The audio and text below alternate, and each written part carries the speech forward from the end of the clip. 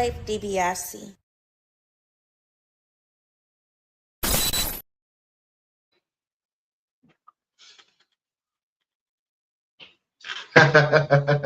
Happy Friday, man. In the words of a wise man, if you're new here, let me tell you what we do here. Don't forget to like, comment, and subscribe. It's your boy, Slave DiBiase, aka Tony Spark, Slave Daniel Riches, aka Victor Von Slay, and this is another live sesh with the Offenders Initiative podcast, man. All my stoneheads, all my true offenders, thank y'all for bringing y'all shields and y'all blunts and y'all bowls and y'all bombs and y'all pulling up, because you could have been anywhere in the world for your 420, but you're here with your boy. You understand me? And I appreciate that, man. Salute to everybody who may digest this content, whether religiously or in passing. I very, very much so salute y'all, man. Salute. Don't forget to, when you pull up, tell me what you're smoking on for the day, what you're smoking out of, and where you're from. I always like hearing and seeing new people pulling up to the sesh, man. This is what we do, man. Happy Friday once again, man. Y'all see the caption. The Boys Season 5, Episode 6 recap, breakdown, whatever you want to call it. We're going to get into that. This new Hantavirus Outbreak. I'm seeing we might be back on lockdown again. You know what I'm saying? We might be back on lockdown again. And is Marvel quietly loading the chamber for Avengers Doomsday? I hear tell of all sorts of official plot leaks. Of course, we're going to get into that as well, man.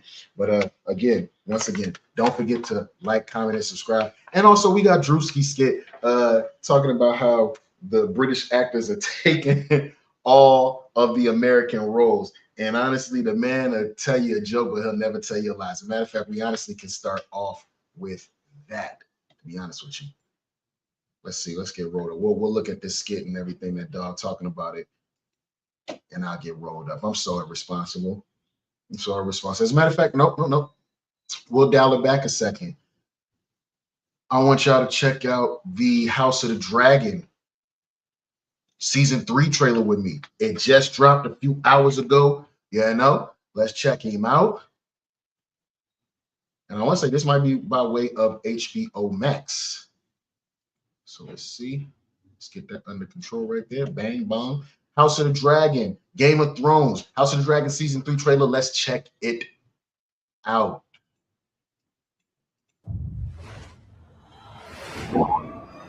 You now have a power no man has ever wielded.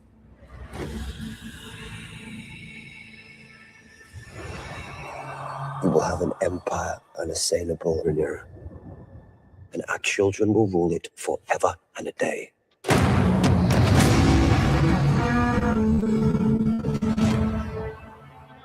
All that remains is for you to decide what you want from this war.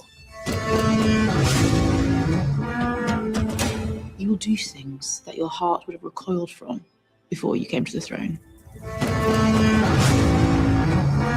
The Targaryens are a savage race. We act with holy purpose. To restore a rightful king. I'm going to kill my brother or die in the attempt. Draw your sword.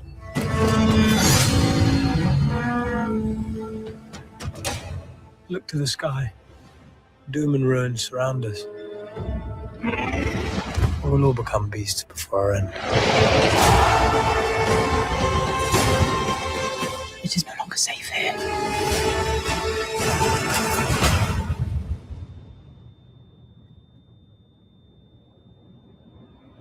This shit look lit. There will be no doubt who the gods have chosen to rule.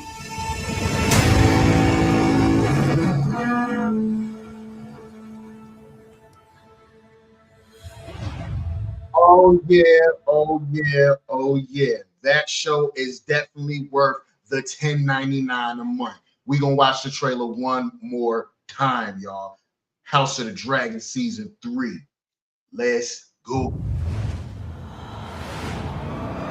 You now have the power no man has ever wielded.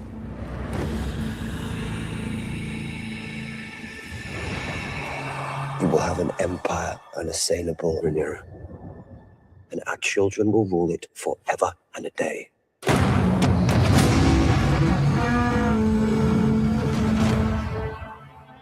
All that remains is for you to decide what you want from this war. You will do things that your heart would have recoiled from before you came to the throne. The Targaryens are a savage race. We act with holy purpose. To restore a rightful king. I'm going to kill my brother or die in the attempt. Draw your sword.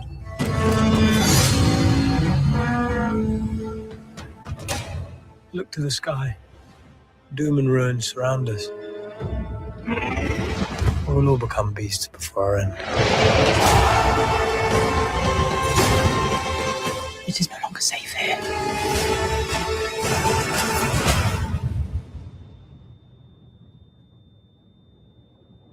Yeah, lit.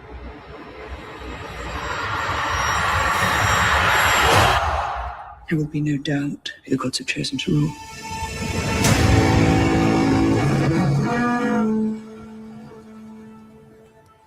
All right, y'all. All right, y'all. How we feeling about that? Just as a little appetizer for the session. Season 3 of House of the Dragon, HBO Max. It's in the Game of Thrones universe. It starts June 21st. Will asses be in the living room to watch this? I surely will, y'all. Because I'm going to tell y'all something. It's like House of the Dragon might be the next best thing to the original Game of Thrones as far as like all the action that comes into it and all of that. Yeah, that original Game of Thrones with all the mysticism and dragons and all of that. House of the Dragon got that times 3. You understand what I'm saying? You know what I'm saying? So yeah, it's kind of like Game of Thrones, House of the Dragon, and then the Night of the Seven Kingdoms. Although a Night of the Seven Kingdoms was fire too. Don't sleep on that, y'all. Don't sleep on that. You know what I'm saying? But tell me in the comments how you're feeling about that one, man. I might have a trailer breakdown a little bit later, probably next week sometime. Trailer breakdown of what we just saw and how it's going to match up throughout the season and what to expect. All right, moving right along. Druski got a new skit out saying that all the British actors are taking all the good roles, y'all. On to the next one, on to the next one. Yeah, I had this talk with my wife a minute ago, and I said, them British motherfuckers is coming up, bro. I'm telling you. I was like, everybody who we think is American that's knocking these parts out and all that, it turns out they be having a hope. Breath. What's going on, Breath? Damson, Idris Alba, all these guys that we know and love that be doing all these crazy roles, British cats. I want to know what kind of, you know what I'm saying, what's going on in the water out there because they just breeding actors. But we gonna get into it right quick. Ooh, I got a little something in between. Before we get to Druski, here's something I want y'all to see. Before we get into all that. Check this out, y'all.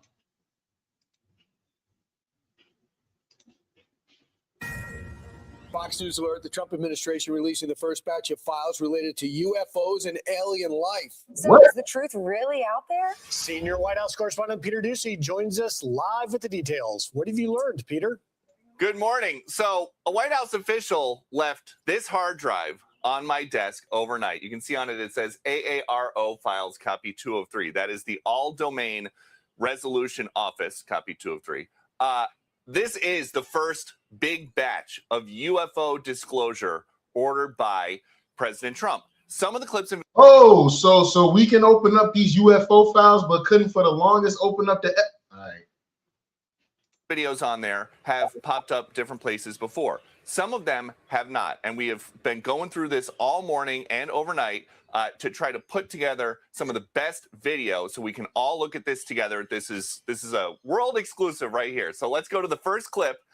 Over the skies of the United Arab Emirates in June 2024, an inverted teardrop with a vertically linear trailing mass, as described by the War Department, suspended below. The War Department cannot say for sure what this is. It is officially listed as an unresolved UAP report. The next video, over the skies of Iraq, December 2022, moving bottom left to top right of the field of view. Y'all see that? All CENTCOM gets from this is an area of contrast. That's what they describe it as. It is officially still listed as an unresolved UAP report. Next video, over the skies of Greece, October 2023, what is described as a small and circular UAP flying near the surface of the ocean towards land. CENTCOM can't tell us what it is. It is officially listed as an unresolved UAP report. Within the last 2 minutes, all of these videos have gone live on war.gov/UFO, and a White House official tells Fox First, while past administrations sought to discredit or dissuade the American people, President Trump is focused on providing maximum transparency to the public, who can ultimately make up their own minds about the information contained in these files. And there's also a fresh look at some historical records. There's this from Apollo 17 included in this big document dump. One of the astronauts says, we've got a few very bright particles or fragments or something that go drifting by as we maneuver. The control center says, Roger, understood. Another astronaut says, there's a whole bunch of big ones on my window down there, just bright. It looks like the 4th of July out of Ron's window. If you're just now tuning in, they're talking about Trump just released a few hours ago the UFO files that the government and all that never wanted us to fucking see. They released all this shit. You know what I'm talking about? You seen all those videos with all these flying over objects that are all shaped, misshapen, all odd and all that, and they flying and don't nobody know what it is? You motherfuckers know what it is. Another astronaut says, yes, now you can see some of them in shape. They're very jagged, angular fragments that are tumbling. This exchange has long been dismissed as floating insulation. But now the White House is saying, while this photo has been previously released and discussed by keen observers, there is no consensus about the nature of the anomaly. And this all started, of course, because we asked the president about it in February. Barack Obama said that aliens are real. Have you seen any evidence of non-human visitors to Earth? Well, he gave classified information. He's not supposed to be doing that. You know, the aliens are real. Well, I don't know if they're real or not. I can tell you he gave classified information. He's nah, bitch. Hold up, Ernst, man. We're not doing that. He gave classified information. He's not supposed to be telling y'all that.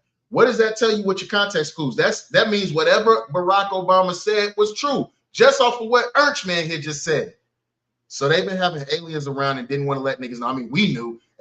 Everybody that pulls up here in sessions with me, I guarantee you, y'all knew the aliens was here. So that means if they know that they exist, that they know that there's a possibility that we might have aliens among us, y'all. That's crazy to think. Not supposed to be doing that. Well, he made a big mistake. He took it out of classified information. No, I don't have an opinion on it. So the government is trying to answer the question, do aliens exist? And the answer is they don't know, but... Oh, bitch. He just said that, talking about they don't know. Man, shut your ass up. An effort of transparency, they are giving us all of the material that they are working with as they try to answer that question. All right. To you. Peter, so many questions. The internet has been ablaze about this for a long time.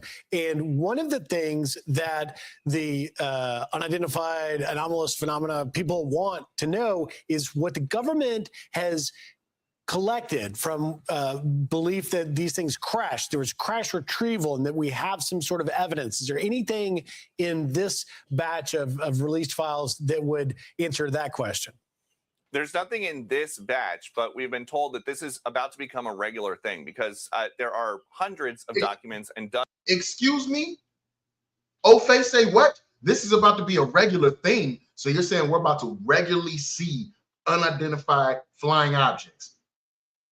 This ain't the motherfucking Jetsons. Y'all gonna need to tell us something, bro. I'm telling you. Dozens of pieces of media, videos, and photos that are contained on this drive that has just been uploaded to the new website, which is war.gov/UFO. There is nothing like that in this batch, but they are going through and they are working to declassify whatever they can because President Trump told them to. And this is different than... Now he's saying, if y'all just seen a couple of clips ago, he's saying Obama gave you classified information. Now he's declassifying everything. Watch. All of this is a distraction. What are they distracting us from, y'all?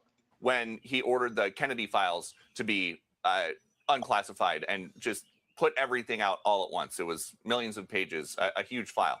This is going to come out bit by bit as they work through. And you look, we've got some stuff from Apollo 17. We've got some stuff from a couple months ago. There's a ton of material, but they want us to know that they are trying to figure this out. They just don't have an answer about whether or not, about what these crafts are. They don't have an answer.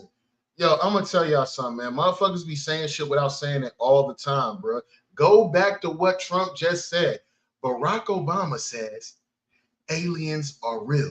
Well, he shouldn't have gave you that information. It's classified, but it's classified. He shouldn't have given you that information. Well, are aliens real, President Trump? I don't know per se, but he should have given you that. Nah, nigga, use your context clues. He just told.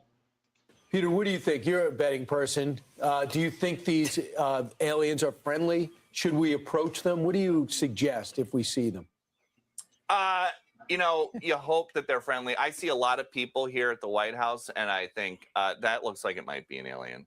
And everybody is pretty nice. Okay. Thank you so much. We'll see where they go. So people are fascinated with this. Yeah. Sean just did a podcast about this, the investigation of Bob Lazar, who talks about S4, and so many people are watching it. It's fascinating. But does this pose a national security risk? It definitely poses a national security risk. You got to think about it. Just walk with me here, right? I might be using my nerd mind, but my stoner mind, but just walk with me here, right? If there have been aliens living among us since we established civilization, they've watched us tear each other apart, backstab each other, watch each other go hungry, and then the internet happened. I'm telling you right now that if the aliens are anything like what I think they are, they looked on the internet, took 5 minutes, and they pulled an Ultron. Oh, all this shit need to go. Yeah, all this shit need to go. No, they're not going to be motherfucking friendly, because if they were, they'd have picked my ass up and took me away from here a long time ago. Adversaries, because the concern is revealing military capabilities to our adversaries like China and to Russia. Well, that's exactly it. We don't know what these things are. But so as a reporter in D.C. in the past 2 years, I've covered the House committee. Remember, they have a UAP committee headed up by Paulina Luna, as well as Congressman Tim Burchett. And both of those two have really been forthcoming in the media in recent weeks, saying that it's going to be shocking. Luna saying that she's seen things that are not human, but she can't explain. It's classified. She can't say it, and so it's only whetted the appetite of people that want to, talk about it. But one thing's she can't say. They're telling us, because if there was none, it would be a simple answer. Are aliens real? No, that would be a simple answer, right?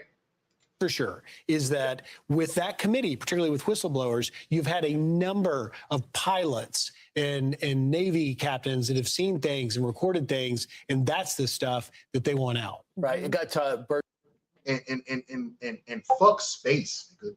Fuck space. Think about all the shit that we don't know that's in the ocean. Yeah. Fuck space, nigga. I saw some shit the other day where it was like a real life mermaid, but the mermaid ain't look like no motherfucking Ariel. That thing looked like the thing that used to be underwater on Hellboy, the talking thing that be underwater. Abe, I think that's his name. That's what the mermaid looked like. I'm telling y'all. Onto Joe Rogan's podcast because he said all that crazy stuff. And Brian, don't call them UFOs anymore. What do they call? They're UAPs. Okay, my bad. Bullshit, they're UAPs. How y'all feeling about that one, man? Trump just released the UFO files, and I think there's more that he's going to release as time goes along. They're trying to hit us with they don't know if aliens exist and all of that. I think it's what old white boy said on Belly, smells like a bullshit. Yeah, smells like some bullshit to me, man. I hate goddamn rappers. Yeah, but moving right along, y'all tell me in the comments how y'all feeling about that one. On to the next one. Yo, Drew, now we can get to Druski skit, man. Druski skit about black characters in movies being taken over by these British actors to the point where they do the work so well that you can't tell who's who. Let's check it out. This is by way of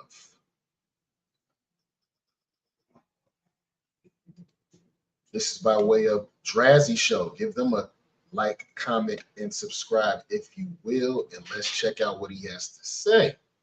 You promise you gonna open that? Bro, stop talking like that. You ain't going to no big city. Nas ain't gonna let you. Yeah, I'm going with or without you. Rudy, stop talking like that. Stop. Hey, what are you niggers doing over there? Hey, what are you doing? Run! And cuts! Fantastic. I need more American slave. Okay? Like struggle. Yeah, the struggle. Sort of like the dialogue, like the back and forth banner. Absolutely. Yes. See, this role was sort of a bit cheeky. I got a little bit out of my comfort zone, you know.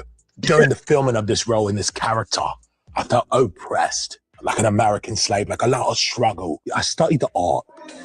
A fantastic turnout on the red carpet tonight. And just arriving, we have Samson Dubois at the American Guild Awards. Samson, you look great tonight. How hard was it for you to Hold on, my man said his name is Samson Dubois. change your accent? As a little boy from Manchester, I think, I struggled a bit with the dialect, right? But to really get into character for this quite astonishing role that I took on, to say the least, I put it all on the line. All right, 3, 2, 1, action. I'm telling you, nigga, if you fuck with my shit, I'll kill you, nigga. You'll be fucked up. Fuck. Nigga, we family. Nigga, ain't no fucking family in this shit. We not family, nigga. Fuck family. Hey, cut. That's the one. That was stunning. Great performance. Working with a good London boy, and I bother him all the time. I had a call with the director. It was quite quintessential to the role and great character.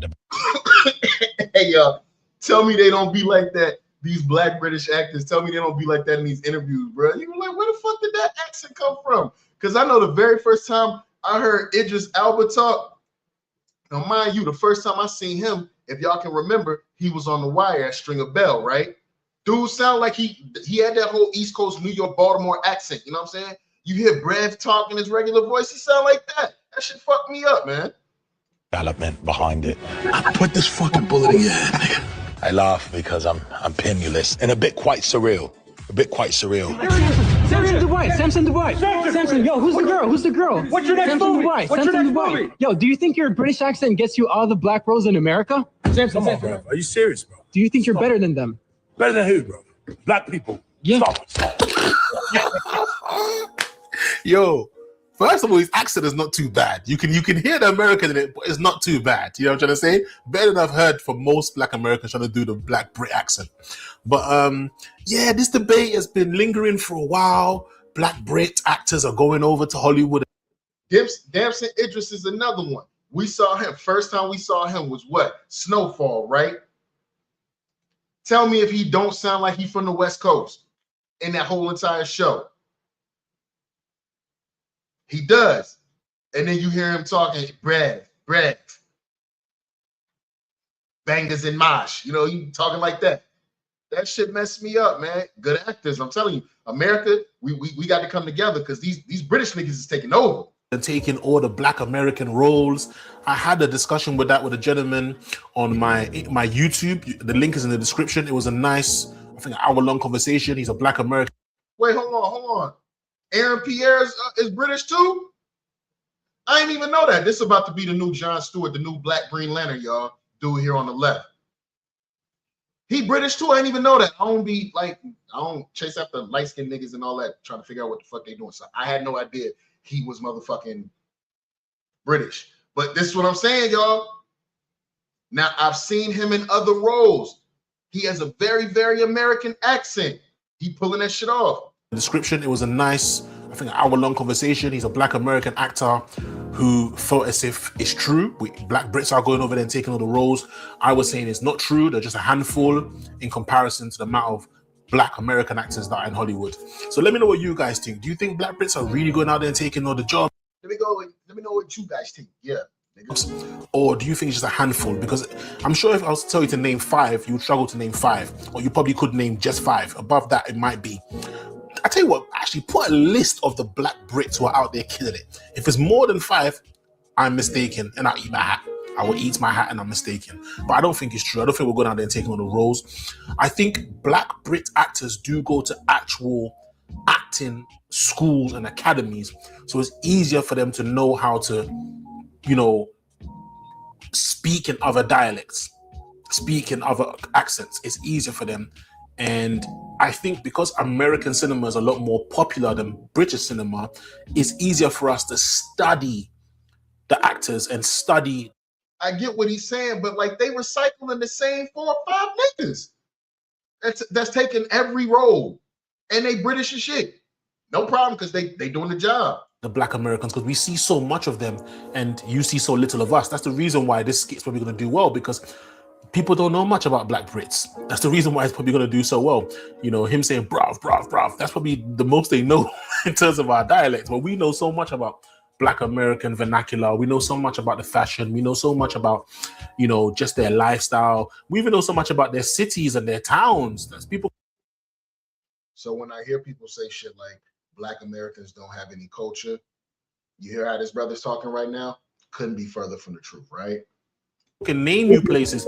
How many places could you name besides London? You know, you said Manchester, Birmingham. How many places else could you mention? You know, did you know there was a Compton in England? The original Compton is in England. Did you know that? Huh? Do you know what I mean? So yeah, man, I find this very interesting. I find it very funny. Druski is a funny guy. I love the way he pushes boundaries with his humor, his comedy. It's amazing. But let me know what you guys think. Do you think Black Brits are going out there and stealing all the Black American acting roles?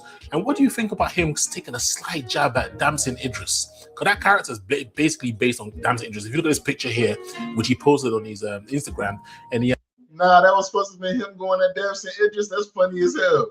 had a Dave song playing in the background.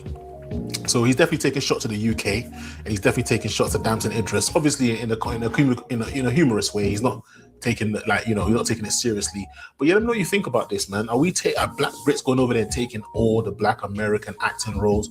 Let me know what you think. And I think it's about time you guys put some respect on the Black Brits. Seriously, you need to start putting some respect on our name, because you've got the other guy saying "Skit, bop, bop, bop." What's his name? Okay, so you heard what Breath has said, right? You got a lot of Damson Idris, Idris Elba, Aaron Pierre. I just found out he's British. How many Black British actors? Black British actors. Let me see this. Okay. Oh man, hold on. There's a whole slew of them. I mean, John Boyega is British. Buddy that played in Get Out, he's British. Baron Mordo from the MCU, he's British. And these are like heavy hitters I'm talking about, y'all.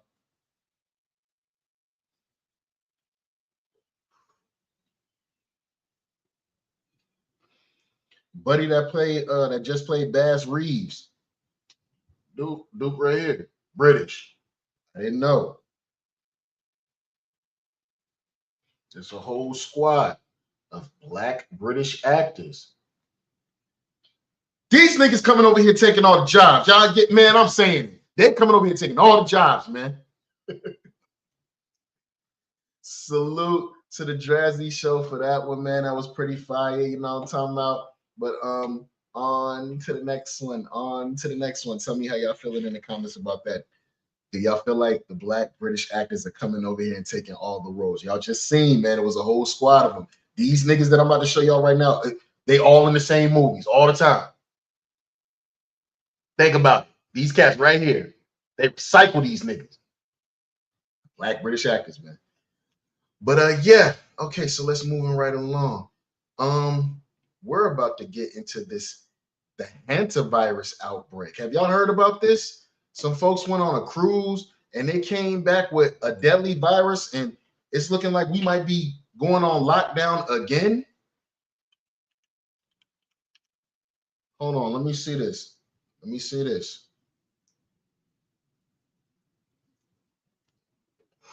Okay, so we're gonna go with CBS News on this one. Hold up.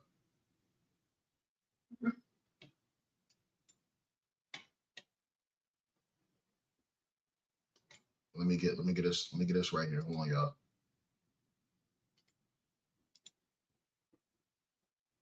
Okay, here we go. The Hantavirus is by CBS News. This some shit, yo, man. It might be time to mask up again. Check it out. Tonight, the cruise ship MV Hondius is docked off the West African nation of Cape Verde, officials revoking permission for passengers to disembark. The ship set sail from Argentina more than 4 weeks ago, promising its 150 passengers a journey to several exotic places, culminating in Antarctica. Now, passengers are stuck on the ship. Medical investigators believe 3 passengers have died from the hantavirus. 3 other cases are suspected. Hantavirus is a rare respiratory disease that can kill up to 50% of those infected. It's the same illness that killed actor Gene Hackman's wife last year. This really is a detective story. So they're going to have to figure out, okay, where was the boat? Where were the people? When could they possibly have been infected with rodent droppings or urine or saliva? The World Health Organization is helping to... Rodent droppings, urine, or saliva. Hey, yo, what kind of freaky cruise were they on that they got infected with some shit like that? What is going? You know what? I don't do cruises no more. That's it for that. I was planning on going on this all black cruise or whatever. I was gonna take me and my. I'm cool. Y'all niggas is coming back with rat shit, disease, and all that. I'm cool. Evacuate passengers that are showing symptoms. Right now, the World Health Organization is saying there's no big risk to the general public. But of course, you're always going to play it safe. You're going to be as cautious as possible and get as much information as possible. And Dr. Lepouk says this virus is not like the norovirus, which can rapidly spread on a cruise ship and really wreak havoc. The World Health Organization is working to see if this virus is the strain that can be passed from person to person. Tony. Tom, thank you very much. And good evening. What began as a cruise... Oh, man. So how do we feel about that? As a matter of fact, should I let this run? Nah. Y'all seen enough. How do we feel about that? Hantavirus. Some folks got on a cruise and was around some rat shit, piss, throw up, something like that, and brought it back on the cruise ship. 3 people are dead from it, and we don't know what else is going on. And they're saying, hold on, wait, because I want to say they let them folks off the fucking boat. Let me find out. You know what? Let's let this rock. I'm gonna go back and share this again. I want to say they let some of them folks off the boat, and they're out now infecting people. I know there's a case of hantavirus here in Georgia right now. It's time to mask back up, y'all. I don't like motherfucking humans no goddamn way. So let's see what Dog got to say. This is CBS News again. Of a lifetime, a weeks-long luxury journey to the edge of the Southern Ocean has instead turned into a major medical mystery and an international crisis tonight. 3 people are dead, 4 more are ill, and nearly 150 others stranded on board the ship, where they will stay potentially for months until investigators can clear them to get off. For now, medical workers seen here boarding the ship in full protective gear are telling people to stay in their cabins. They boarded the ship in full protective gear. These are the people that y'all went to go get, and you now have let them back out into creation? As they zero in on a potential cause, a rare form of the hantavirus believed to have spread person to person on board the ship. Tom Hansen is tracking this story for us. Tom, good evening. So many questions. What are you learning? Hey there, Tony. Good evening to you. Well, this cruise liner offered passengers a chance to stop at remote, untouched locations, regions where hantavirus is also common in the wildlife. And now the World Health Organization tells CBS News the infections could have possibly started during one of those nature excursions. Tonight, the 3 remaining passengers showing symptoms believed to be linked to the deadly hantavirus are expected to be airlifted off the MV Hondius. The Spanish government says the ship, with 147 passengers on board, could sail to the nearby Canary Islands for a full disinfection. There are 3 dead, 4 sick, suspected cruise ships virus outbreak. What are no additional symptomatic people on board. That said, the situation is being closely monitored. New video shows officials from the World Health Organization boarding the ship in PPE, there to monitor for any new cases. Communal spaces otherwise sit empty as passengers enter their 3rd night in quarantine. According to the company managing the cruise, so far 7 passengers have fallen ill. 3 of those passengers have died, and another was hospitalized in South Africa, all of them suspected of having the hantavirus. All of this is real, by the way. This ain't no AI, nothing like that. It's time to mask up again, y'all. Stop sharing these blunt. Hey, yo, yeah, let me. Stop sharing these blunts. Stop these little smoking ciphers, because that shit is back outside. I hope we do get shut down, because I don't go nowhere no goddamn way. But I'm going to tell y'all right now, start masking up again. You see what's going on, right? You see what's going on. Don't say your boy ain't let you know. Health officials believe the passengers were infected off the ship, which made several stops on islands up the South American coast. Symptoms can take up to a month to show up. What we are, our working assumption is that it is the. Hold on, wait. So it can take up to a month for symptoms to show up, but yet they release those folks off the boat. Y'all hearing what you know what I'm saying? Andes virus. It could not be, but we're assuming that it is until we determined otherwise. The Andes strain of hantavirus can spread from person to person and is only found in regions of South America. The Dutch cruise liner left Argentina on April 1st and has been moored off the West African island of Cape Verde since Sunday. The virus is most commonly spread through exposure to rodent droppings, but a representative for the World Health Organization. What kind of whiskey Sierra Papa going ons we got going on? What are you doing that you around rat shit? What part of the nature walk did you say, that doesn't look too appealing, but let me touch it anyway? And as a matter of fact, in order to get sick like this, you have to inhale that stuff. Mask up. On Cape Verde, tells CBS News no rodents have been found on the ship, pointing to traps on board the vessel that appear untouched. Medical experts believe the risks are low for the outbreak to spread. How big of a concern is this for the global? Fuck all that. Mask up. Mask up. Start, you know what I'm saying, doing what you got to do now. Because I'm telling y'all, this shit get worse. They going to shut this bitch down again. Don't tell me your boy ain't tell you. I'm telling you. Go ahead and start preparing yourself now. Get all the tree. Start stocking up on your tree. You know what I'm saying? Get some perishables and all that good stuff like that. Don't just go out there like the last time and go and get a bunch of toilet paper and it lead to a bunch of nothing. You understand what I'm saying? Global community. The potential to spread beyond an outbreak is very small. And the voyage to the Canary Islands is expected to take 3 to 4 days. Health officials will decide if further quarantine is necessary. And if that's the case, Tony, a WHO official says the quarantine could last for up to 2 months. It's a long time. Tom, thank you very much. Good evening. Where did it? Nah, keep their ass in there. Fuck that. Hold on. Yeah, keep their ass in there. It could take up to a month. That's a long time. I don't give a shit. Keep their ass in there. There are a lot of people who died from that disease that they call COVID. And if they don't get this under control, there's going to be a lot more people dying. What was you doing around rat shit? That's all I want to know. Y'all tell me how y'all feeling about that one in the comments, man. Hantavirus Outbreak. We about to get shut down again. Go ahead and prepare yourself. Don't tell me. I'm telling you. Don't tell me your boy ain't tell you. I'm telling you right now. Tell you right now. But okay. On to the next one. On to the next one.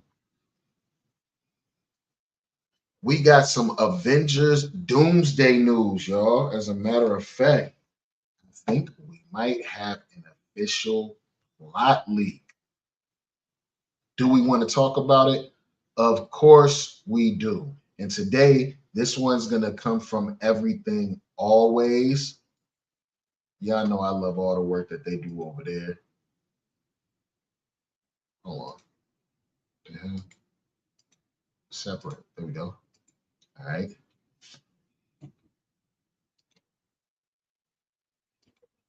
All right. Don't forget to like, comment, and subscribe to Everything Always, as we're going to check out what might be an actual plot leak for the Avengers Doomsday movie, y'all. Like, this might be official. So if you don't want no spoilers, I suggest you go somewhere. But if you've been rolling with me, y'all already know. Get your bitch ass on. This is spoiler country, Jack. You understand me? This is spoiler country. So we about to check this out. This by Everything Always. Let's get it. 4 pages long. We're going to do what we... What's going on, guys? Welcome to Everything Always. My name's Michael Roman, aka All Fires. We are back today with everybody's favorite, something we haven't done in a while, a full anonymous plot leak for Avengers Doomsday. Now, we have the text for you guys. It is 4 pages long. We're going to do what we always do with this type of leak. We're going to issue the normal spoiler warning, read through it in full, try to annotate it wherever we can with what we already know about the film, and of course, debunk anything along the way. We're breaking it down, the latest anonymous plot leak that's been circulating on social media and Reddit over the last 24 hours with a full read through for Avengers Doomsday. But first, if you could quickly grab the subscribe button. We do daily Marvel content at the channel. That's all we do. Thanks to everyone who's been subbing lately. And if you haven't already subscribed, I would just kindly invite you to do so. It has become the most important metric on YouTube. It really supports the channel. Plus, it'll enter you for all the giveaways. All you got to do, be a sub, leave a comment. If you want to stick around at the end of the video, we get into all the giveaway stuff again there. Okay, so first up, the customary spoiler warning. When we cover this kind of content at the channel, guys, remember to take everything that doesn't come directly from Marvel Studios, yes, even the industry insider stuff, all the way to this anonymous stuff with a grain of salt. That being said, some of the anonymous stuff in the past has ended up becoming true or being right. That being said, only you know if you're susceptible to this kind of thing. If you don't want to stick around. Hey, Jamie, if you still here, look, I pearled that motherfucker. I pearled that motherfucker. Hold on. You see him? You see him? I pearled that motherfucker. Yeah. Yeah. This shit about to hit. Around and go into the unknown, completely not knowing. Good luck, because you still got over a half a year left. That being said, I'm not mad at you. Now would be the time to leave. Otherwise, let's dive in and read through this new plot leak. We're in a rainy New York. The camera pans up as we see another Earth approaching beneath a red sky. On a bridge, we see Hugh Jackman's Wolverine and Ryan Reynolds' Deadpool. Wolverine seems shaken and is holding a device in his hand, an antimatter bomb. As he goes to plant it into the ground, he catches a scent and suddenly confronted by this Earth's protector, Spider-Man. But not just any Spider-Man, it's Tobey Maguire's Spider-Man. He tries to stop Wolverine from planting the device. Hold on. We're going to run that back at the very top. I want y'all to see something real quick. We have first looks. It's supposed to be what may be our first looks at Tobey Maguire's Spider-Man, what his suit is going to look like in Avengers Doomsday. I just want to share this with y'all real quick. Y'all take a look at that. Hold on. Let me get this right. First look at Tobey Maguire's Spider-Man suit in Avengers Doomsday. How are we feeling about this? Okay, so the spider is like black. You got the dark blue. His skin tight, look like it's like woven fabric. He's got some metal gauntlets on his arms and his hands and all of that. How are we feeling about this suit? Is it fire? Is it trash? How are we feeling? You fucks with it? I think it's kind of fire too, honestly. What the mask is going to look like is what's going to bring everything all the way together, by the way. Cheers. Yeah, when that mask come on, that's what's going to make that whole thing come together. I don't have a problem with this. There's people that don't think this looks good, so that he can continue the story and all of that.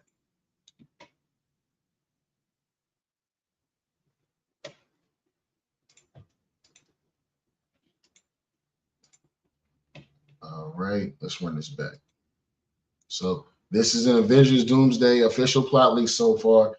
Hey, I mean, I'm still going to the movie theaters to see it and hear it. I kindly invite you to do so. It has become the most important metric on YouTube. It really supports the channel. Plus, it'll enter you for all the giveaways. All you got to do, be a sub, leave a comment. If you want to stick around at the end of the video, we get into all the giveaway stuff again there. Okay, so first up, the customary spoiler warning. When we cover this kind of content at the channel, guys, remember to take everything that doesn't come directly from Marvel Studios, yes, even the industry insider stuff, all the way to this anonymous stuff with a grain of salt. That being said, some of the anonymous stuff in the past has ended up becoming true or being right. That being said, only you know if you're susceptible to this kind of thing. If you don't want to stick around and go into the unknown, completely not knowing, good luck, because you still got over a half a year left. That being said, I'm not mad at you. Now would be the time to leave. Otherwise, let's dive in and read through this new plot leak. We're in a rainy New York. The camera pans up as we see another Earth approaching beneath a red sky. On a bridge, we see Hugh Jackman's Wolverine and Ryan Reynolds' Deadpool. Wolverine seems shaken and is holding a device in his hand, an antimatter bomb. As he goes to plant it into the ground, he catches a scent and suddenly confronted by this Earth's protector, Spider-Man. But not just any Spider-Man, it's Tobey Maguire's Spider-Man. He tries to stop Wolverine from planting the device while Deadpool attempts to interfere with him. An intense fight breaks out. Wolverine doesn't want to hurt Spider-Man, but Spider-Man manages to handle both of them, repeatedly prevents the bomb from being planted by mere centimeters. Eventually, Wolverine succeeds in planting the device. Deadpool opens a portal using a stolen temp pad and tells Wolverine to run because the job is done. At that moment, we cut to Deadpool returning to Xavier's mansion, where an elderly Charles Xavier watches through the window. Filled with remorse as yet another world is destroyed, he sees debris from that planet falling from the sky. We then arrive at Steve Rogers' house. We discover that he's been living peacefully with his wife Peggy Carter and their son James after traveling back in time in Endgame. However, they are surprised by an unusual visitor, Loki. More precisely, it's the Loki from the time period between the first and second seasons of the series. Loki explains to Steve the concept. Okay, so far, I'm liking what I'm hearing. They're going to have to make it sound good with the whole Loki visiting Steve Rogers in that alternate timeline. Between the seasons of Loki, season 1, season 2, they're going to have to do some good writing to make us understand that. Of the TVA and tells him that, thanks to Steve and the Avengers, he was given a second chance and was able to see what the future would have been. Loki explains that Steve created a timeline that caused a paradox and that this timeline needs to be pruned by the TVA because it should not exist. However, out of gratitude and because he sees that Steve finally got a happy ending, Loki relocates Steve to another universe against Mobius's wishes. He explains that this is exactly what Mobius once did for him before leaving Steve with the TVA device so that they can stay in contact. Steve is now living on Earth 828, the universe of the Fantastic Four.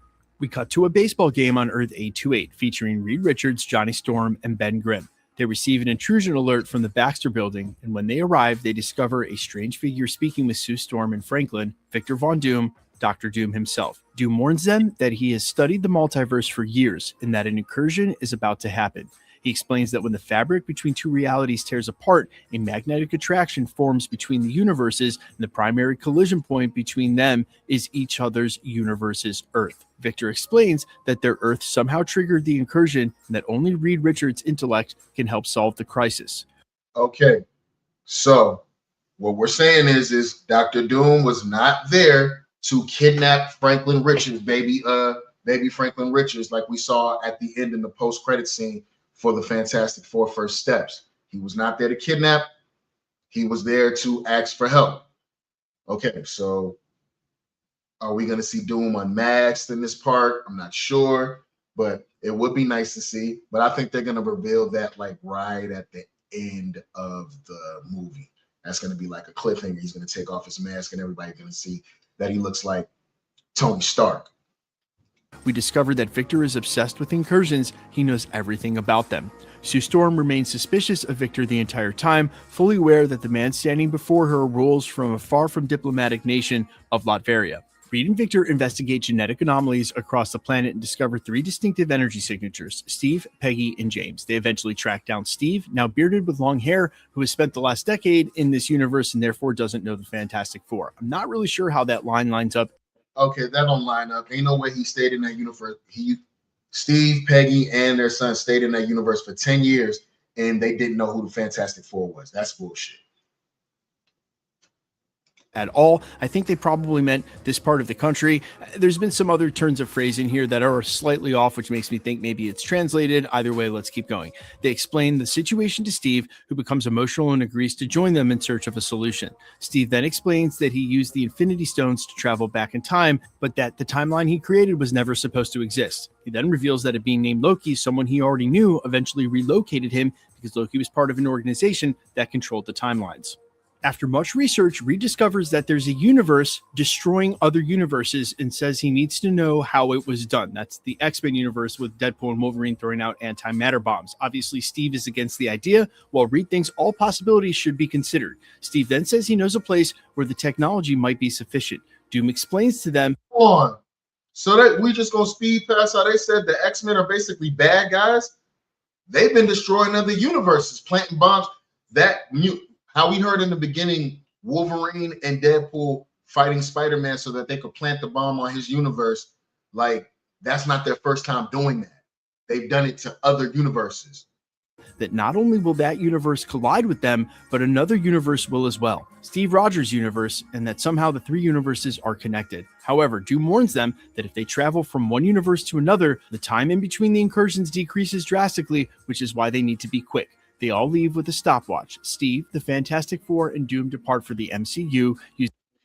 Steve, the Fantastic Four, and Doom get on the same place. So, okay, so now, yeah, you hearing this, right, Jamie? So now the post-credit scene for the Thunderbolts, when they saw that interdimensional rift and the Fantastic Four plane came crashing through the little rift in space and came into the 616 universe, Doom is on that ship. You got to understand, this guy is good at manipulating. He's good at manipulating. Even the fact that he's being played by Robert Downey Jr., who looks like Tony Stark, who looks like 616 Tony Stark, it's all a manipulation. The way they have to write this, it got to be so good for it to make sense that Doom looks like Tony. It's got to be so good. I hope the Russo brothers did their thing. In the Fantastic Four's rocket. Inside the ship are the Fantastic Four, Franklin Richards, Dr. Doom, Steve Rogers, and Herbie. In the New Avengers Tower, the New Avengers detect the Fantastic Four ship entering orbit and heading towards Earth. Upon learning of the ship's supposed threat, Thor anticipates the arrival and greets them. At this moment, we have the first interaction between Thor and Steve Rogers, where Thor is suspicious that this might not be the real Steve, until Steve wields Mjolnir, which belonged to Jane Foster, gaining Thor's trust, and the two embrace in a somewhat sweet reunion moment. At this point, Sam Wilson and the Avengers enter the Avengers Tower, and there's a brief discussion about who should take command of the mission, which they consider crucial for Earth. Sam was preparing for it, as were Yelena and Bucky. Thor appears at the meeting, ascends Avengers Towers with the Fantastic Four, Dr. Doom, Steve Rogers, and delivers a speech that unites the teams. So, the Avengers, led by Sam and Thor, head towards Wakanda in the Fantastic Four ship. Steve says he wants to speak to T'Challa, the king of Wakanda, but is surprised by King M'Baku and his Black Panther Shuri, who already knew about the incursions and were already looking for a solution. Okay, fire. But bitch, when was you going to tell somebody?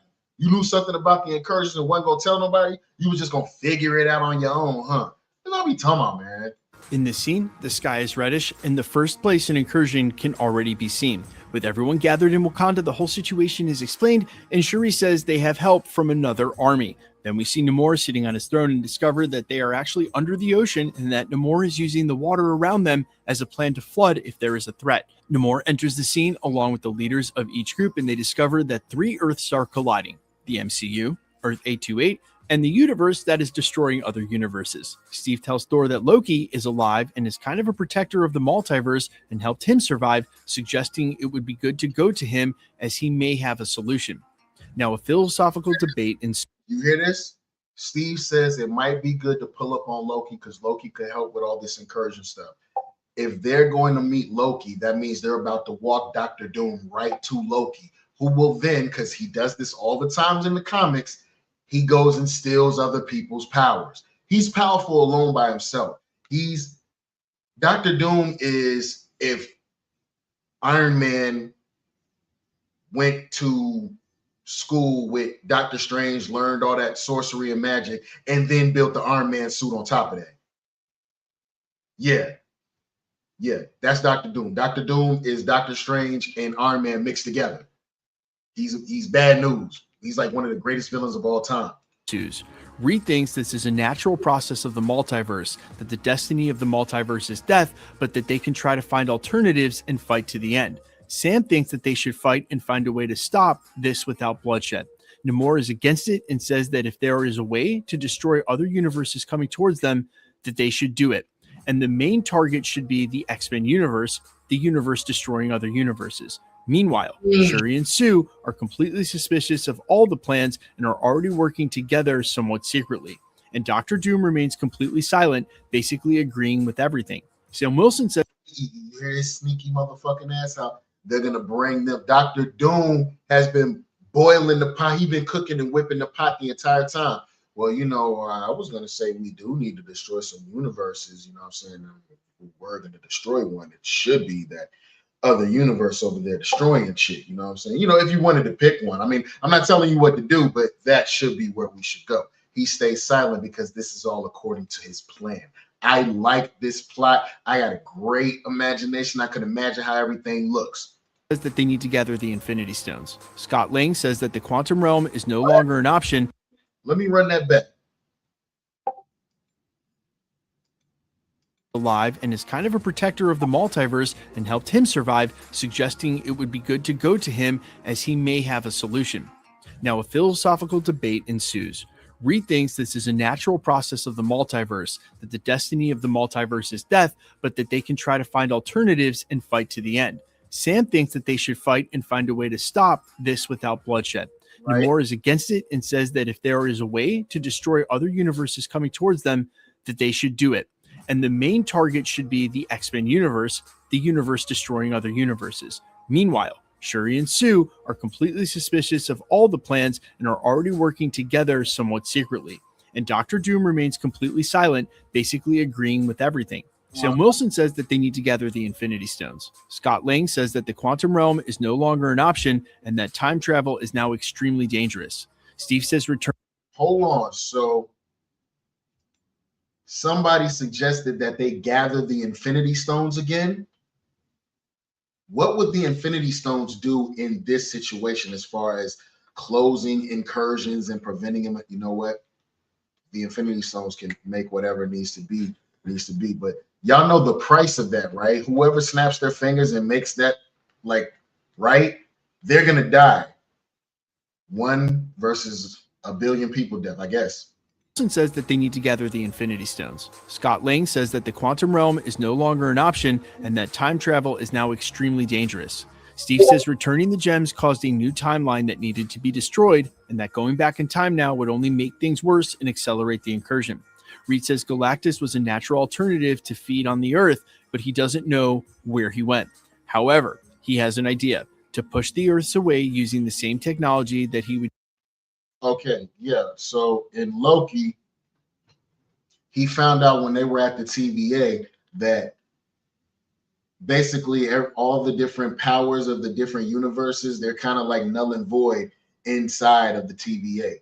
So the power of the Infinity Stones from whatever universe they may come from, that's why you saw several different Infinity Stones, the same ones, but in different shapes and this, that, and the third. They're powerless. So the workers around there, the TVA workers, were just using them as paperweights. Them Infinity Stones can't do nothing. And they definitely can't do nothing unless they're in their own universe. That's also something you have to remember.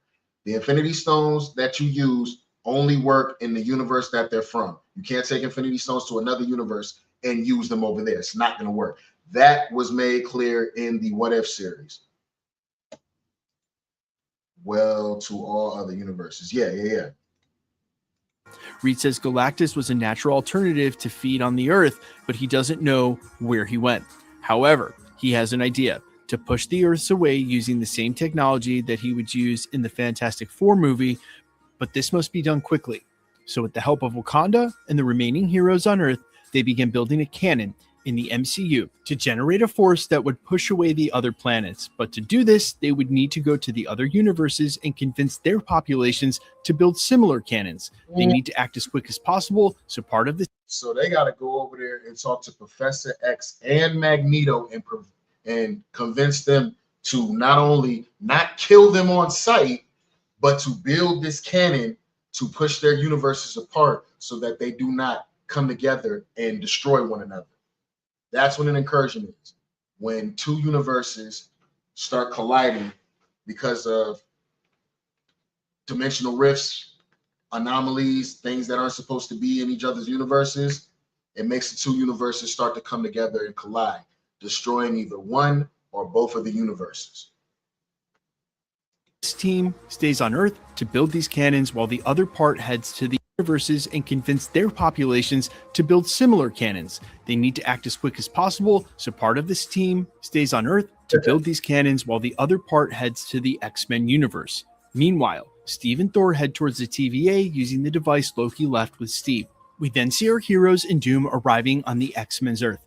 They discover that this universe is catastrophic, already having survived several incursions. They head towards Xavier's mansion when they are surprised. The X-Men are not friendly, and so a battle ensues. According to my sources, quote, this is one of the best scenes in the entire film, featuring some of the duels we saw in the trailer, like Yelena against Mystique and a one-on-one between Shang-Chi and Gambit.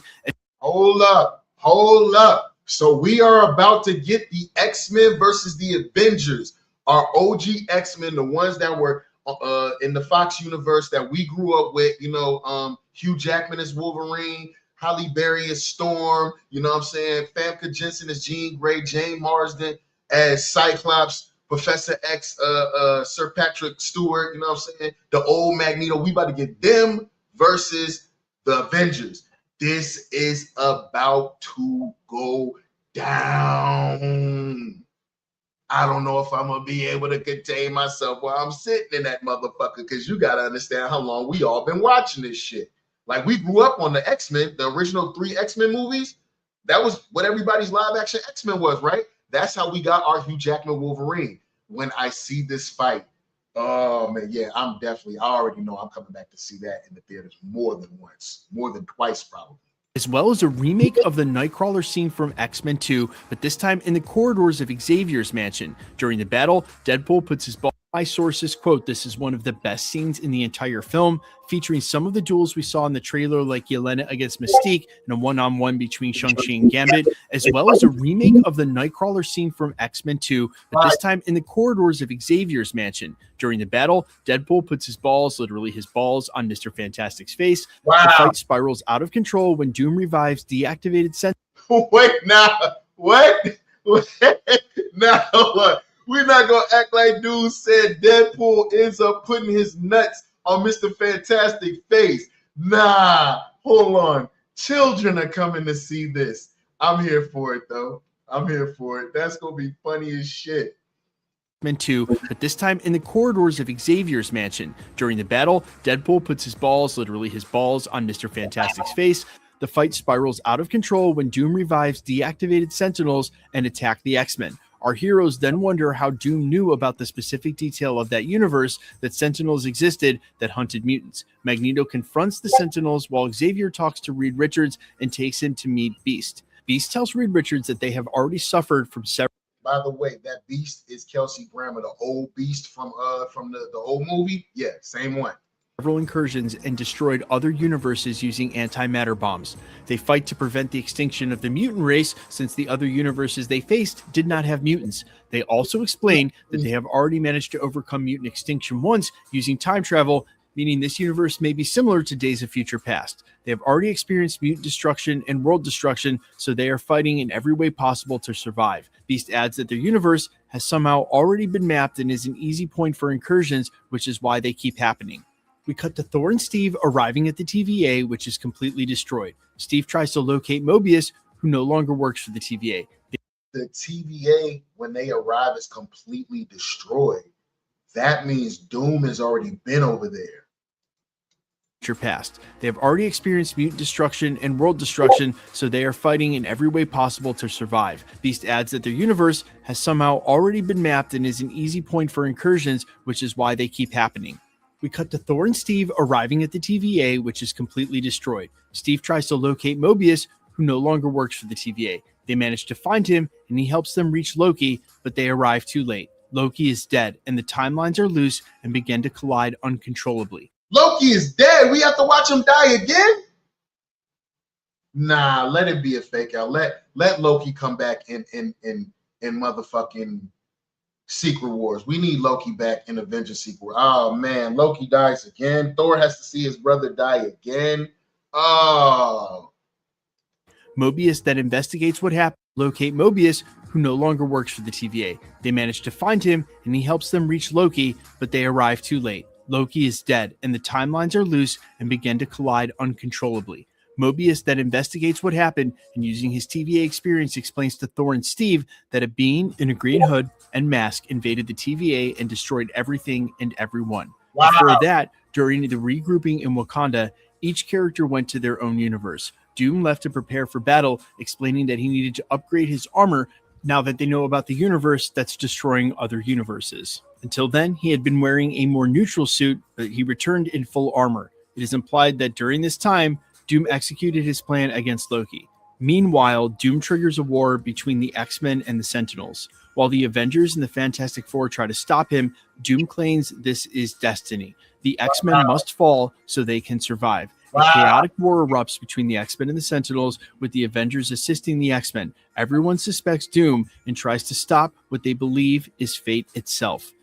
Thor arrives in the middle of the battle with hatred in his heart and attacks Doom, while Steve reveals the truth to the Avengers, X-Men, and Fantastic Four. Doom is practically invincible. He glows with green eyes, shocking Thor, and defeats nearly everyone before kidnapping Steve and fleeing to his universe. Damn. The remaining defeated heroes regroup in Universe 616 at the Avengers Tower, planning a full-scale assault on Doom with an entire army. This time, all heroes unite against him. Thor then calls upon an army sent by Odin, coming directly from Valhalla, warriors who have died and return to fight. They all say goodbye to their loved ones and depart for the greatest battle of their lives in Universe 828 at Doom's home in Latveria. In Latveria, they are received by the servants of Doom.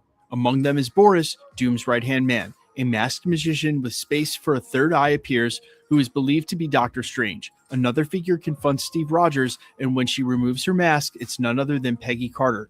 It's unclear whether this is truly Peggy or a witch manipulating Steve's psyche. In the group, other women display familiar magical signatures, one resembling Clea and the other possibly Wanda Maximoff. Finally, Doom reveals his story. Victor was a researcher from Latveria who used both magic and technology to understand the multiverse. During his travels, he fell in love with a woman from another universe who became his wife and gave him a child. The incursion caused by that woman's presence destroyed everything. However, his research led to an explosion in his laboratory, which killed his family and left him completely disfigured, forcing him to survive in armor like Darth Vader. Doom blames Steve Rogers and Reed Richards for He has to survive in the armor like Darth Vader. If y'all know anything about Star Wars, this is crazy. I'm locked in. Hold on. Woman's presence destroyed everything. However, his research led to an explosion in his laboratory, which killed his family and left him completely disfigured, forcing him to survive in armor like Darth Vader. Doom blames Steve Rogers and Reed Richards for experiencing what he never could. His plan was always to allow incursions to happen in order to map all universes. But he only needed one key detail, a way to connect the army that brought Steve Rogers to his Earth. In doing so, he discovers Loki, who is extremely vulnerable. With Loki weakened, Doom believes he can control the future of the multiverse as he sees fit. He explains that he had a plan to steal Loki's powers. In a flashback, we see Doom pulling out Loki's spine as he did to Thanos in the comics. By absorbing Loki's powers, he could reshape the multiverse and recover his family, free from the threat of incursions. In his vision, all existence would be merged into a single universe ruled by him. The final battle takes place in Latveria as the Earths are about to collide. The heroes fight with no certainty, while Doom humiliates them and waits for the incursion. Using Loki's stolen powers, he manipulates magic and reality itself. His servants resemble a coven of witches and wizards performing a ritual around a glowing book, possibly the Darkhold, though it's never confirmed. At this moment, Sentry appears for the first time. He physically holds back the incursion between the three universes, giving the heroes more time to fight. However, it's not enough, and he eventually collapses, weakened. Despite the delay, the conclusion eventually occurs. A flash engulfs the screen, and when it fades, we see Emperor Doom sitting on the throne of a new universe, one he now rules. Okay, so here's my take on this. Whoa. So Doom doesn't kill anybody. He just whoops a whole lot of ass and holds everything off until the incursions come together, because he already has the power to manipulate the timelines and put the universes together so that he can manipulate reality as he sees fit, making him God Emperor Doom. And I'm wondering at the end, are we gonna get a all white Doom instead of the green hood? He's gonna have a white hood with the armor. How are we feeling about this? It's a wild plot leak, but we haven't heard anything about how he revealed what his face looks like. Now, I have heard that supposedly we're not going to see the fact that he looks like Tony Stark until Secret Wars, which would be trash. So, yeah, I don't know. Let's see what else you got to say. Quite honestly, this sounds like a full amalgamation, someone putting together in Streamline all of the plot leaks that we've had so far. And my appraisal of some of these independent plot points has remained the same. I do not see Charles Xavier and the X-Men or the X-Men timeline signing off on destroying other worlds to save their own. That doesn't sound like the X-Men that we know. It doesn't sound like Charles Xavier at all. And while I don't know. You don't know what people will do when it's them versus you. When it's their family versus your family. You don't know what people will do. just mentioned that sounds more like Magneto. You have to. Also, too, we got no mention of the 10 rings, nor Kamala Khan's bangles. We got no mention of the Bloodstone. All these MacGuffins that have been out there. We have no mention of any of them. To imagine that this is not something they'd be willing to do. Also, it references the opening scene with Tobey Maguire, Wolverine, and Deadpool that industry insiders have said basically isn't real, or at least some of them have hinted there is so much misinformation about the beginning of the film. They then go on to reference Beast, acknowledging that they're just trying to save mutants. But what's really funny is he does the exact opposite, and the time runs out lead up to Jonathan Hickman's Secret Wars run. He basically is confronted by the idea of doing this and then is shocked he even thought of it and rejects it. So I don't think that there's an actual. Hold on, you can't really say that because the MCU is known to go and take ideas from the comics and put their own little twist on it, their own little Disney Marvel bullshit twist on it. Through line here with what we know of the X-Men. And more to the point, more and more details are coming out about scenes from this film that aren't to be found in any of these plot leaks that really don't line up with some of the story we're being fed. So what I would treat this as is basically the latest update, maybe even fed through ChatGPT, that basically puts together all of the plot leaks that are out there, what we know of the HD frames from the trailer that's not been released yet, and tries to line it all up logically. Hold on, he's talking about a trailer ain't been released yet. I mean, I do know of, and I was going to make a video on it anyway. I mean, I do know of a concept video, AI version that someone put together because they saw the trailer and they went beat for beat in the AI of what they saw. Matter of fact, let's see if I can find that. Let me see if I can find that. Let me see. We can take a look at that and then get on to the boys. Okay. Matter of fact, check this out, y'all.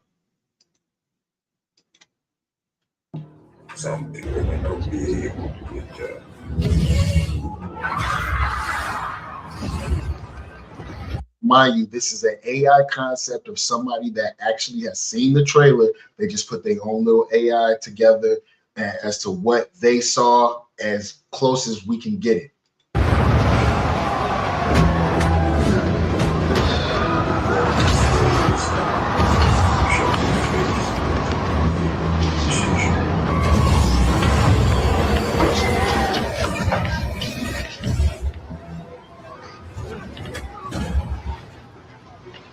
I will take everything from you.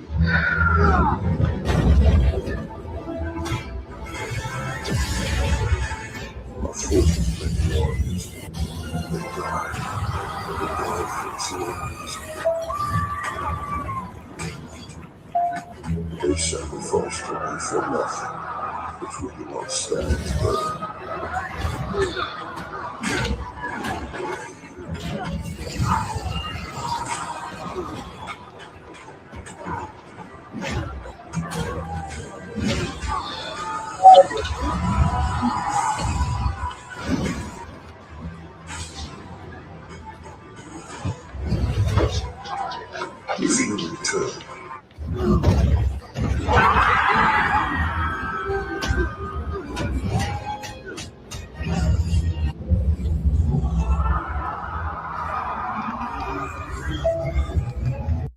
All right, somebody said that is the concept. That is basically what the trailer looks like. They just put it in AI and got as close as we can get it. Did y'all see how Thor was 1v1 in Doctor Doom? Crazy, man. But y'all tell me in the comments how y'all feeling about that plot leak and all of that, man. Are y'all liking what y'all hearing so far? Will you have asses in seats to check out the movie? I surely will. All right. On to the next one, on to the last one, as a matter of fact. We have the latest episode of The Boys season 5, the final episode. There are 2 episodes left. It is now all coming to a head. And this will be by way of Screen Crush. Y'all light y'all last little blunts, man. You know what I'm saying? We're going to glide this thing on out. Y'all get him a like, comment, and subscribe, and let's get to it. Homelander just became the most powerful being on the planet, and there is only one way left to stop him. Hey, welcome back to Screen Crush. I'm Colton Ogburn, and these are all the Easter eggs, references, and little things you might have missed in The Boys Season 5, Episode 6. So, this episode opens with the return of the Legend, portrayed, of course, by Paul Reiser, who you may recognize from Stranger Things, or, if you're really cool, Mad About You. When I go, you suck me. That's where I know him from. That's how old I am. I know him from Mad About You. How am I sucking? So the Legend used to have Madeline Stillwell's old job as the senior vice president of Hero Management. Stan Edgar and Stillwell eventually pushed him out, as he mentions later in the episode. They all got shoved out. All of them. And I know what I'm talking about. I did the shoving. Back in season 3, we saw the boys pay a visit to the Legend in their pursuit of Soldier Boy. Why was Soldier Boy here? Came to pick up his super suit. So we see that the Legend is in hiding and working at a... All that reminds me of is, where's my super suit? Where is my super suit? Vought movie theater under the name Chet Vanderbilt. The song playing is Ain't That a Kick in the Head by Dean Martin. Now, this song was used in the 1960s Ocean's 11, which is fitting for the heist mission that the boys need to pull in this episode. It's also a very Hollywood song, which highlights Legend's showbiz attitude towards everything. Now, this exact attitude is what saves him later, and it's why his undercover persona is still a movie theater employee. He's a Hollywood legend, if you will. Now, here you can see a Deep standee in the back, and there's a poster of all the Vought heroes. Some that we were able to spot are Crimson Countess, The Deep, Oh Father, Black Noir, Homelander, Firecracker, Sister Sage, and A-Train. When M approaches, Legend mentions The Deep popcorn bucket, themed popcorn buckets being a big trend right now, especially like a year or two ago when this season was written and filmed. Now, Deep's bucket is a... That bucket is salacious. Why is his mouth open like this? Come on, man. And I know you were sitting up there like, why are you thinking about that? But if you watch this show, you know that whoever wrote that and made that into a bucket, they was thinking like that. You guys are disgusting. Parody of the Deadpool and Wolverine popcorn bucket, and of course this Jaws bucket. Now, the Jaws connection is obvious, sea life, etc., but the Wolverine one is deep, pun fully intended. Right. So the Dune popcorn bucket looked like a fleshlight, and if you don't know what that is... That is freaky, bro. What the fuck? That is freaky. Is open an incognito window and Google it. That is, if you shouldn't be watching this if you're under 18. So I don't want to hear any comments. Now, the Deadpool and Wolverine popcorn bucket of Wolverine with his mouth wide open is meant to parody the foulness that was seen in the Dune popcorn bucket by having Wolverine looking like he's gobbling up some popcorn, so to speak. So on a serious note, with the way motherfuckers is 3D printing all sorts of nasty shit, bro, I wouldn't be surprised. After what Deep did to Starlight back in season 1, which was a very serious crime that should have landed Deep in prison and hopefully eventually will, I'd be remiss if we didn't point out the irony of his face now being portrayed on this bucket gobbling popcorn. Now, next we get this parody of the Nicole Kidman AMC ad, but with Firecracker, and she is even watching her own movie, which we saw a glimpse of in the previous season. Legend mentions Homelander's Purge, which could be a reference to how Homelander is rounding up all of those who refuse to bend the knee to him, but it could also be in reference to Homelander's kill order at Vought last season when the remaining 7 members started killing every human. Oh, we're not going to act like the Deep didn't just do that. He punched through that guy's head. You forget he's a superhero and he has that type of strength. In the building. And it seems like they also targeted certain ex-Vought employees who had dirt on them like Legend. So Legend says that MM is starting to sound a lot like Butcher. Now this season we have seen MM acting more and more unlike himself, and instead of pushing back against Butcher, he is starting to find himself aligned with Butcher more often. So it's a nice touch that the Legend noticed this. Well, my thing is Mother's Milk has this whole revenge arc that he's going through.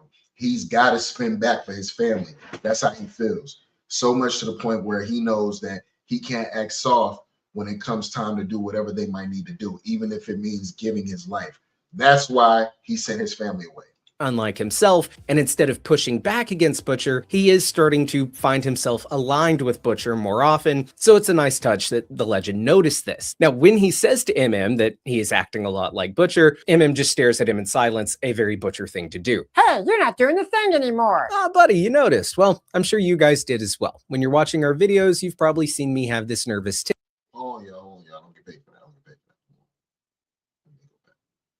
Let's go right here. Today. Now, back to what I was saying. So back at VOT, we learned that Sage is on her 35th trial of replicating the V1 formula per Homelander's request, meaning the smartest person in the world. That's her superpower, being the smartest person in the world.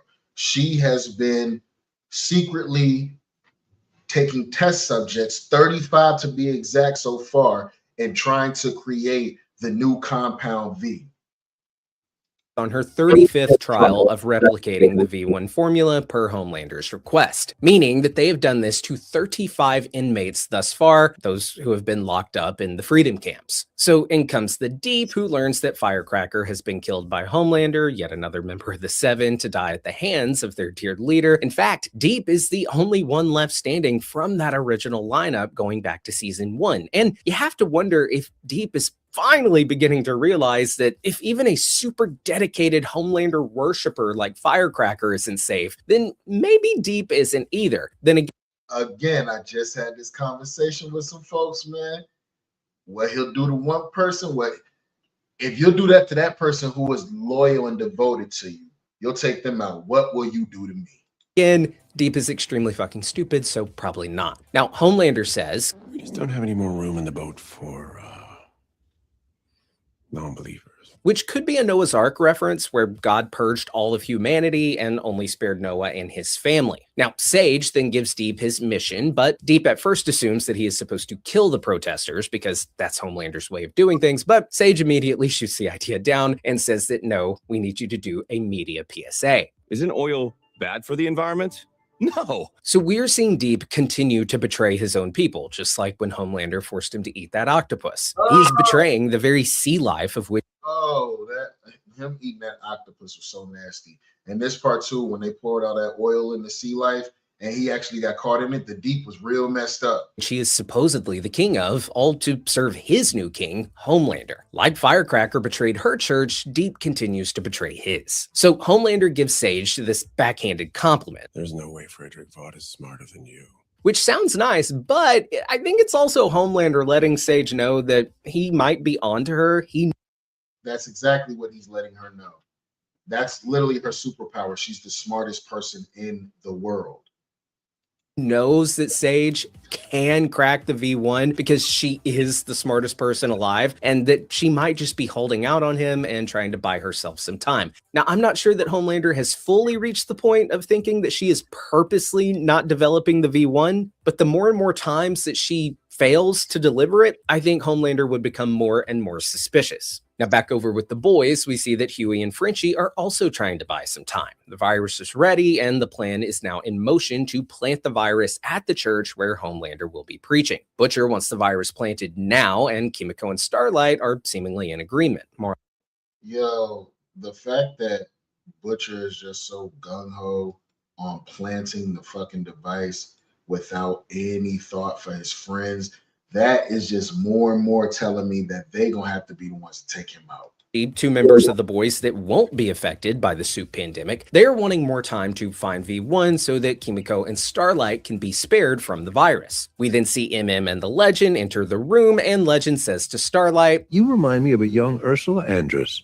A popular actress from the 1960s who was the very first Bond girl. Now, I'm sure Paul over at Heavy Spoilers, he'll have a dedicated 20 minutes to this little mention in his video, but we're gonna move on. Now, here you'll also notice that Huey, she does look like that old Bond actress, though. She really does. He is, of course, wearing a Billy Joel shirt, as he tends to do, Billy Joel being his third favorite musician. Legend mentions Golden Geisha. You got to go through his lady, Golden Geisha. And he actually mentioned her the last time we saw him in season 3, episode 5. I was balls deep in Golden Geisha, and Marlon Brando was apparently balls deep in me. Next, we learned about Vought Villages, a retirement home owned by Vought for elderly soups.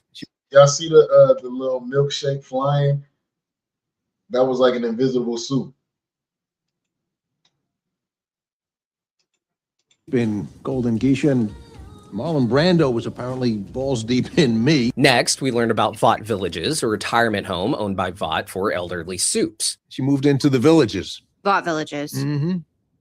It's a retirement home for soups. Now, over at Vought Tower, we see VP Ashley talking with Sage about betraying Homelander. Reading Homelander or Soldier Boy's minds?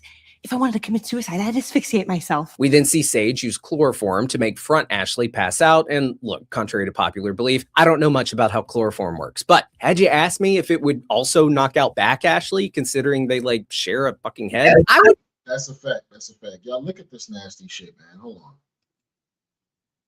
The back of her head, she got a dose of Compound V last season, right? And it caused all her hair to fall out, which is why she wears that wig. And it gave her superpowers, but her superpowers gave her this like tumor-like thing on the back of her head that's basically her inside voice. And that inside voice has the power to read other people's minds. So that's her superpower. Her and the tumor-like head thing talk to each other. So it's nasty. Considering they like share a fucking head, I would have guessed yes, but only Front Ashley is knocked out. And I guess that makes sense because the two do seem to have separate minds, and whatever the barrier is that keeps Front Ashley from being able to read minds, but Back Ashley can also relay that information over to Front Ashley's mind without having to speak. There's some kind of barrier there that must explain how Back Ashley was able to stay awake, and then we even see her able to control the body of Ashley. Now, throughout this episode, we see a lot of, well, Vought history in terms of their culturally insensitive and outright. Yeah, ain't no Vought history. Vought is a bunch of Nazis. They're some Nazis. And that's all you see through this whole little montage. Nazis. Racist past, such as giving Goldie the name Golden Geisha, Geisha being a Japanese female performing artist, which, I mean, yeah, that's exactly what she was to Vought. We've also got this white guy who played a Native American hero called Engine. I also love this line from Legend where he says that he doesn't like to kiss and that's racist as hell. My man's name was what? Hold on. Native American hero called Engine. I also love this Engine number 9. Jesus Christ, that's racist. Line from Legend where he says that he doesn't like to kiss and tell, yet almost every sentence out of dude's mouth is him sharing details of a sexual encounter. I shoved my grogger up her Hamilton. She pissed on me once. Got me in the Mile High Club. That triple. Bro, I didn't realize how freaky this old ass man was in this episode. He was saying little crazy shit back to back. Banger we had in Marsha Mason's triple banger. So we see the boys at the retirement village, and they are wanting to get the help of Goldie to lure Bombsight, another hero from back in Soldier Boy's day, who, like Soldier Boy in Stormfront, was injected with V1 and is immortal, as well as immune to the virus. And he will, of course, be a part of the new spin-off series, Vought Origins Wolverine, whatever it's called. Vought Rising. It's called Vought Rising, man. This will be a prequel to the original Boys series, so it takes place before the Boys, before Gen V. By the way, they're now canceled. Before Gen V, before all that, this is what led to the first soups coming out as, you know what I'm saying, government operatives and all that. So I'm going to be watching that show. They're going to bring back Jensen Ackles as Soldier Boy and all those old characters you just saw. Thanks, buddy. Anyway, Goldie and Bombsight, they were a thing back in the day, and he's been holding on to this dose of V1, hoping that one day she'd take it so he doesn't have to watch her die, and so that they can live an eternity together, very much like a vampire turning their significant other into a vampire for the same reason. Kimiko even makes this exact comparison a little later in the episode. Neither of us wants to die, but I don't want to be vampires either. Now, when Legend is talking to Goldie, he says, "You and Bombsight were tighter than Woody and me before Soon-Yi," which is referring to Woody Allen, a filmmaker closely tied to the Epstein files, and his wife, who was the adopted daughter of Allen's then partner, Mia Farrow. Whoa, all of this is nasty. Yo, The Boys is disgusting. Relationship was massively controversial, still is, and they're still married to this day. Anyway, Goldie, she's not interested in helping them find Bombsight, so Butcher devises a plan to kidnap her and lure bomb site. And we even hear Butcher say this about the elderly Soups and how they'll be dead in a few days anyway. They aren't people, are they? Butcher saying that they aren't people is very season 1 and part of season 2 Butcher, who has zero tolerance for any soup, period. He views soups as inhuman, the same way Homelander views humans like little ants. Now, so basically, Butcher is what Baron Zemo would be if he had like some true followers or whatever. Baron Zemo in the MCU, he's a dude that doesn't like superhumans. He doesn't think that they should exist. They cause more trouble than they help. So Butcher is a grittier version. Well, no, he's the street version of that. Butcher's intolerance for soups has become just as distasteful as the intolerance we've seen various villains in the series espouse upon other groups. Butcher also says that they aren't people right in front of Kimiko. And really, what this is showing is that Butcher is still being affected greatly by his super cancer. He's hot, then he's cold. He's yes, then he's no, in and out, up and down. You get it. Katy Perry explained it. Nah, we ain't gonna act like we ain't just see all them tentacles out of Butcher, bro. Hold on. I want to go back. This about the elderly Soups and how they'll be dead in a few days anyway. They aren't people, are they? Butcher saying that they aren't people is very season 1 and part of season 2 Butcher, who has zero tolerance for any soup, period. He views soups as inhuman, the same way Homelander views humans like little ants. Now, Butcher's intolerance for soups has become just as distasteful as the intolerance we've seen various villains in the series espouse upon other groups. Butcher also says that they aren't people right in front of Kimiko. And really, what this is showing is that Butcher is still being affected greatly by his super cancer. Yeah. If this is what having superpowers is, trash. I don't want nothing like this. What the fuck is this, man? Ew. If you pulled up on me and told me you was a superhero and I was robbing a bank and you pulled up and I knew that was your power, you got it. I'm cool. I don't want nothing. I'm dropping the bag right there. I'm cool. I don't want nothing. Sir, he's hot, then he's cold. Just don't touch me with them motherfuckers. He's yes, then he's no, in and out, up and down. You get it. Katy Perry explained it. So 1 second, he's being kind and saying how Kimiko and Starlight can have the V1 if they find it before destroying what's left. But then on the other hand, he acts as if all soups, including himself and his friends and Ryan, are all just subhuman and gotta go. We see him jump between these two sides of his personality, and I really hope that if Butcher does survive this final season of The Boys, and if they have any plans for his character in the future, I don't see it happening. I don't see it happening. Future for some other kind of show. I hope that he has that cancer removed and maybe Soldier Boy can just blast it right out of his body, as we see he does fully have the ability to do come the end of this episode. Now, when MM sides with Butcher, Legend says, "What has happened to you, kid?" Now, remember, Legend had a soft spot for MM back in season 3 because it was Legend who covered up MM's grandfather being murdered by Soldier Boy. Now, Legend initially told the crew to fuck off, but he relented because he felt like he owed MM. In the present, that old MM, like we mentioned earlier, he is almost nowhere to be seen. We have seen him go through a lot of changes over the years, and after his time in the Freedom Camp, he's changed a lot. Next, we get the Deep's Vought Petroleum ad. The background shows a bunch of cardboard fish using a gas station underwater. The absolute absurdity of a gas station. That did remind you of a whole SpongeBob SquarePants episode. It did. Hold on. Next, we get the Deep's Vought Petroleum ad. The background shows a bunch of cardboard fish using a gas station underwater. The absolute absurdity of a gas station underwater basically sums up how much Vought has twisted the public's consumption of media. Deep also calls the gas patriotic, which further drives home this America First rebranding that... Oh, this is so nasty and racist. They really turned up the racism on season 5 of The Boys, boy. I'm telling you. Vought is trying to peddle for Homelander. What's patriotic about gas? Nothing. Absolutely. And then this one really got me. Deep says that his fish friends cannot wait to build their homes on the pipeline, which will bring low-income housing for our most vulnerable fish communities. And you can see one of the hashtags in the Deep's post is Make America Super Again, which is a hashtag that we saw Homelander peddle in the previous season. Yo, I'm gonna tell y'all something, right? My prediction, my early prediction as to how they gonna beat this motherfucker right here, right? even with, you don't kill Homelander. You understand what I'm saying? You don't kill Homelander. You make him the thing that he does not want to be most. You make him human. I believe his dad, Soldier Boy, is going to blast him and take away his powers, and he's going to leave him as a human. That shit going to fuck him up because he already socially awkward.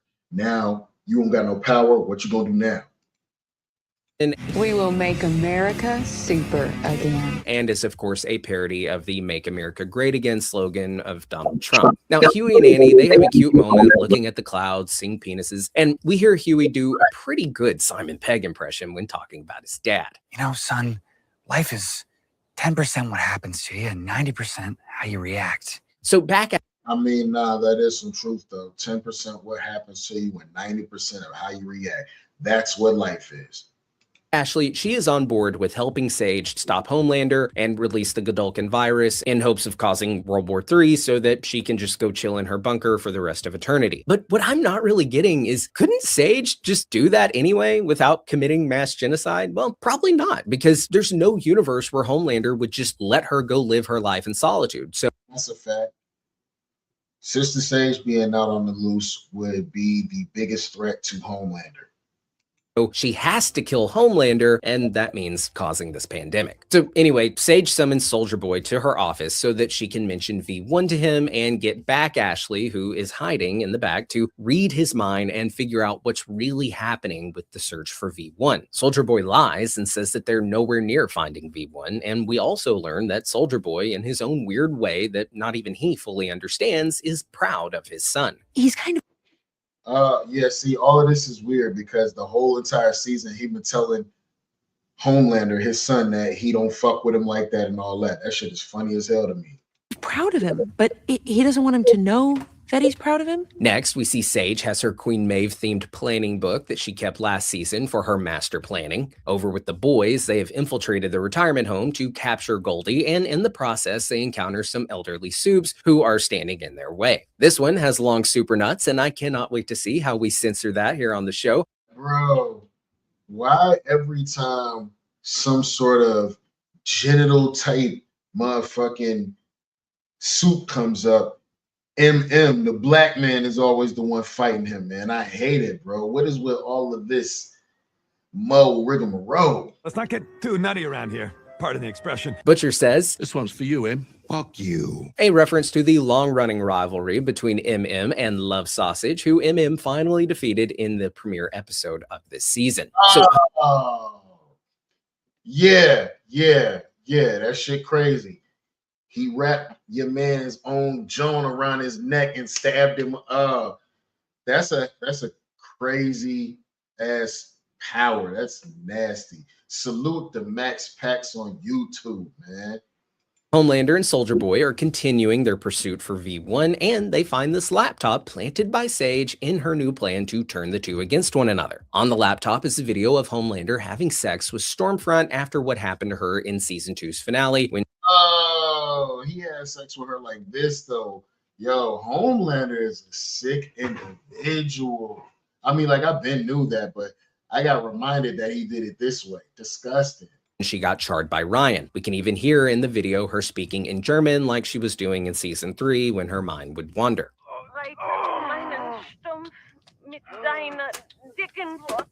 Homelander is quick to tell Soldier Boy that it was Ryan who did that to her and that he loved her and didn't know how to let her go. And it is this shared love for that fucking Nazi that brought this father and son together. Plus, I think she's Homelander's mom, and none of them include. If we find out in a twist that that was Homelander's mom, he got his mom killed, and then nasty. He's even more twisted than I thought. If we find out this lady Stormfront is actually his mom and he clapped her cheeks, that's gonna mess him up. Her even know that, except for maybe Soldier Boy, who I don't think knows it, but he is beginning to suspect it. We'll talk about that later. Anyway, back over with Huey and Starlight. They have broken into the Democratic Church of America, which is now sporting this American flag cross, which is what?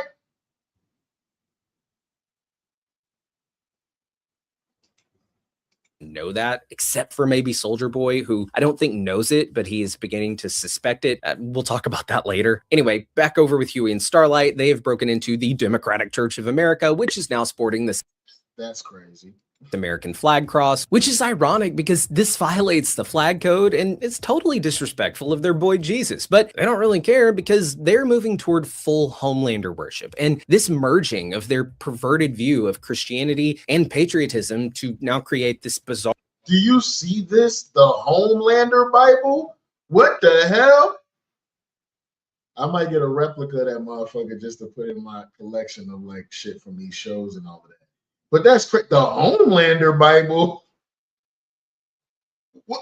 Our Christian nationalism fueled by an ideology that isn't very Christian or very patriotic and is really just all about one man. And this is yet another parallel being drawn between Homelander and President Trump's cult followings. Now here we see all these. He said it, not me. Pictures of Supes with psychic powers, and you'll notice several are. Yo, Retro, what's going on, my boy? Salute, salute. Bald like. Thank you for joining the sesh, my boy. Professor Xavier from the X-Men, who is also a telepath. Starlight says, What the f does Homelander want with all of that? And I'm thinking that Homelander may soon realize that the traditional ways of brainwashing via the media aren't going to be enough to convince the world that he is God. So I'm great, my brother. We over here just on a good Friday, having a good sesh, man. You know what I'm saying? Recapping if you're just tuning in. Of course, we're recapping The Boys Season 5, Episode 6. All the little Easter eggs you may have missed. If you haven't, the show is on its last 2 episodes. You have time to binge and catch up and watch the entire show without stopping. Salute, salute.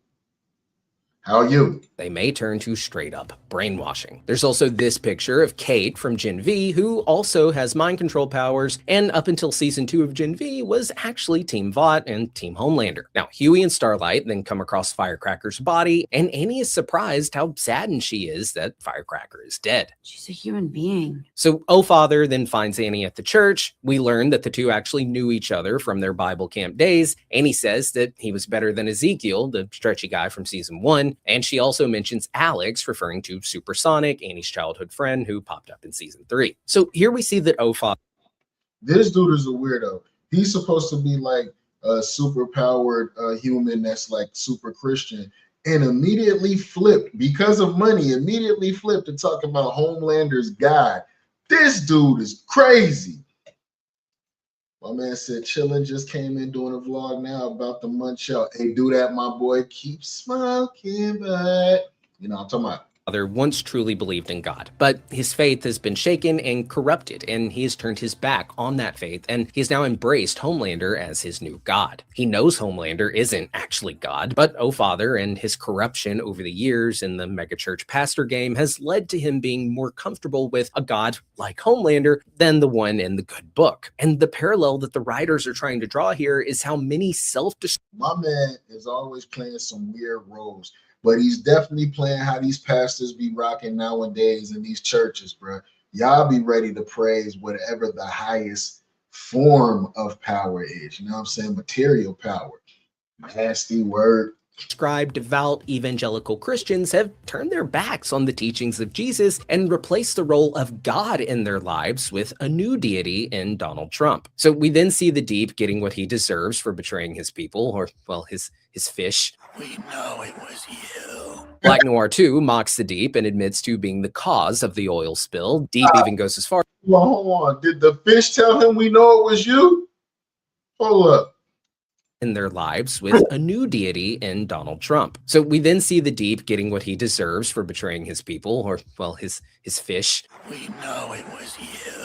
Black Noir 2 mocks the Deep and admits to being the cause of the oil spill. Deep even goes as far as to call it a fish holocaust. Now, this scene demonstrates how fighting fire with fire is always just going to burn both sides. The Deep and Black Noir just kept escalating their payback, and it gets Black Noir killed and pushes Deep to becoming even more like Homelander, killing a friend, a Black Noir specifically. Homelander then visits Legend at the movie theater, and he kills this poor bastard. Now, behind Homelander, you can see a standee for a Homelander movie in the same style as James Gunn's Superman. Back with the other. Bro, That shit's so fucking nasty, man. But I do love how every time you see a death on the boys, it's never short of any sort of gore. I fucks with it. Boys, we see Sage confirm her face turn. Villain switches sides in the final hour. What a twist. Bombside arrives and Butcher requests a chin wag, just like in this scene from season 4 with Firecracker, God rest her soul. We just want a little chin wag, so. Talk American? Now, when Legend and Homelander enter the boys' hideout, we see the One Piece Jolly Roger logo that we mentioned in our episode 1 and 2 breakdown. Now, we should also mention that, like some of you said in our comments, that the Straw Hat skull does indeed represent the Straw Hat Pirates from the anime, but this symbol has also become a symbol of rebellion in the real world. Now, when Homelander... Oh, that's fire. So they took the One Piece symbol and use that as rebellion in their universe against Supes. That's a resistance like logo. Fire. And Legend get to the boys' hideout, they find a Taco Bell receipt left behind by Sage just to toy with Homelander, and we hear Homelander start praying and pleading, but not to God, seemingly to Madeline Stillwell. We even hear him say how he gave up his boy. And look, Homelander is, as Legend says, a fucking whack job. But we have to remember that there is a small part of Homelander that was actually like kind of kind to Ryan and just wanted to be loved. And the reason that Homelander... Some sicko that's searching for love, you especially want it from your children, and you find a situation where even your children don't love you, now that'll really mess you up. Is such a fucking madman is because Vought tortured him like a lab rat his entire childhood. And then he continued to be manipulated by Vought and Stillwell, even as an adult. And again, I hate Homelander, but I did really enjoy seeing Legend treat him normal and not acting scared of him because he had already... Yeah, that's a fact. Salute to my man that plays the Legend. His character definitely was not shook at Homelander at all. He was treating him like a normal person. And maybe that's what Homelander is searching for at the end of the day, for people to just treat him normal. Accepted that he was going to die. He wasn't going to leave that room alive. But Legend actually ends up surviving this encounter because he was just being real with Homelander. Now compare this to Firecracker's death in the previous episode, where Firecracker tried to empathize and coddle Homelander, and that ended up getting her killed, while Legend, on the other hand, just treated Homelander like a person. And we have seen, Homelander get mad in the past when he realizes that he is surrounded by sycophants. Surrounded by sycophants and fucking imbeciles. Despite that treatment being something that he has brought upon himself. But Homelander, he has a respect and an appreciation for Butcher, I think, because Butcher isn't scared of him. We even kind of get a taste of that in episode 1 of this season. You are the only one that's ever challenged me. And I think that same respect is seen here with Legend, and that's why Homelander lets him leave. So before that, Legend lets slip that Goldie has essentially Vought's version of a life alert necklace. And next, she's shilling for Vought alert necklaces and Homelander. Bro, we got 2 episodes left before it's the series finale.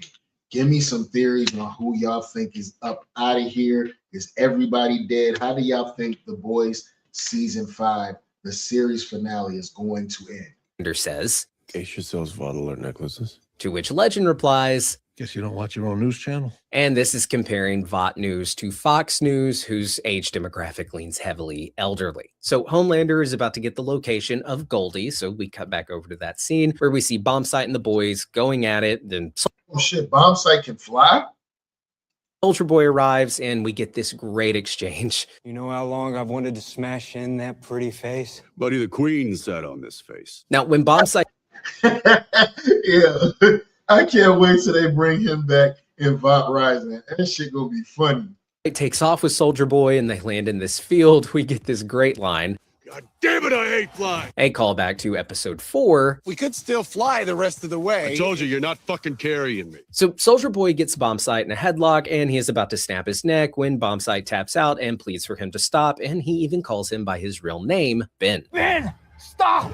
Now, Soldier Boy letting up and having this heart-to-heart with Bombsight is all teasing, of course, the upcoming show, Vought Rising. Soldier Boy then offers to do what we have all long assumed he could do, which is blast Bombsight and burn the V right out of his blood, taking away his powers and his immortality. So Soldier Boy, he blasts Bombsight in exchange for the V1, and I have to admit, I was a little underwhelmed by how Bombsight looked after being blasted. I assumed his clothes would be charred off and like his hair would be gone. But I guess maybe Soldier Boy knows how to control that little power he has now. Maybe he knows how to control it, how to, you know what I'm saying, figure out what level not to cook motherfuckers. Soldier Boy can like target the energy to hit beyond the skin and like char the actual blood instead. I don't know. Anyway, he blasts him and takes away his powers. And this confirms for me that this is the one way that they can still defeat Homelander, Soldier Boy. And I say that because of what happens next. Homelander arrives and his dad gives him the V1.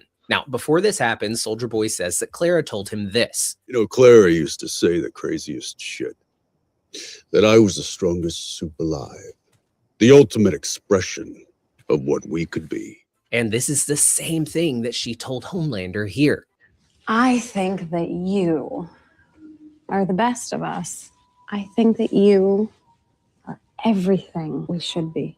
And this exchange really has me thinking that Soldier Boy has pieced together that the same way that his semen was used to create Homelander, that maybe Stormfront's eggs were also used to create Homelander. And wow, that would explain why he would just give him the V and why he did say the Clara thing. Oh, the person who carried Homelander that he lasered open when he was born, she was just a surrogate. And that Homelander is the only remaining piece of Clara that exists. And I think that is why Soldier Boy finds himself caring for Homelander, not because they both had sex with the same woman, but because he thinks Homelander is theirs. Now, I know what you're thinking, but Homelander and Stormfront had sex. Yes, it's disgusting. I don't want to talk about it. Now, I also like this nice touch of Homelander lasering his arm open so that he could give himself the V1. So yeah, Homelander, he got the V1. And Sage, who earlier said that people are predictable, this was the one time she fucked up.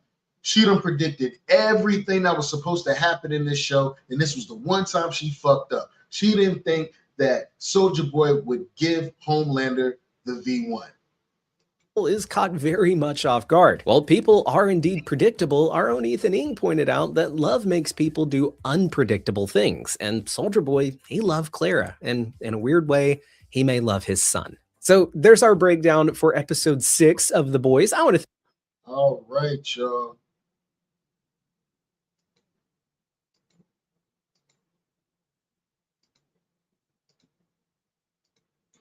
How we feeling about that one?